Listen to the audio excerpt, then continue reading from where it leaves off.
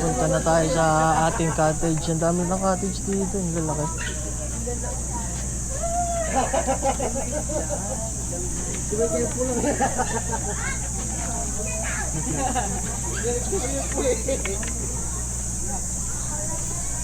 So meron din sila dito mga ano, tent lang. Oh, yes sir. Bakit? Oh, Pinadala ni Arnold sa akin. oh. Pinakago ko. Ano sabi? Hindi nga napaigil eh. Kaya kasi may sabi. Ano daw? Core cage. Oh. Ano kita daw? Saan? Lo, mga tayo dami lo. Gamin. Ayun, padulado rin nila. Padulasan no? Di ba sa kahintihan?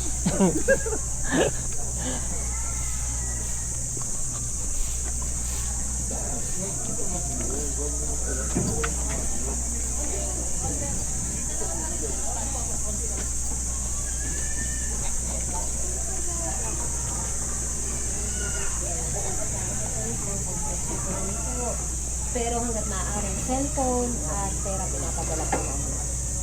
Meron po kami information doon, basta maambaw yan sa bag ni ma'am, lagay niyo lang lahat na importante. Pwede niyo pong habilin doon habang naliligo kayo. Kung walang maiiwan po, sa baba po. Hanggang maliligo kayo sa baba.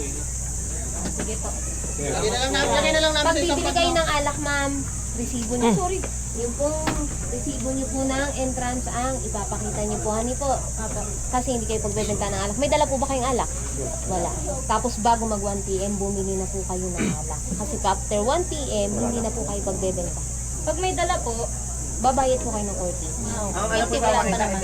Yan lang po, yung entrance. Kasi binibilang ang adult. 1:5. Ano yung per bote yung pag magbabayad doon? Yes po. Dito na tayo. 1:5. Pag dito bumili. Wala nang core cage. Bibili lang kayo ng alak. Pero walang corkage yun. Wala po. Ilalagay po sa resibo nyo kung ilang alak na nabili nyo. Okay po tayo. Enjoy your stay po. Thank you po. Ang gamit po, ingatan po natin. Hindi po. Pangalan mo din? Lovely po. Ingatan po natin ang gamit. Tapos, inform ko lang kayo para hindi kayo magat. Wala po ditong source of electricity. Yan po. Enjoy your stay po. Thank you po. Thank you to love.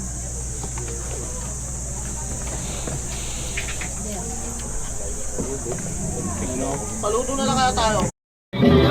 Okay lang yan, pareho tayo. Tama na yan, hindi mo malayo. Tama na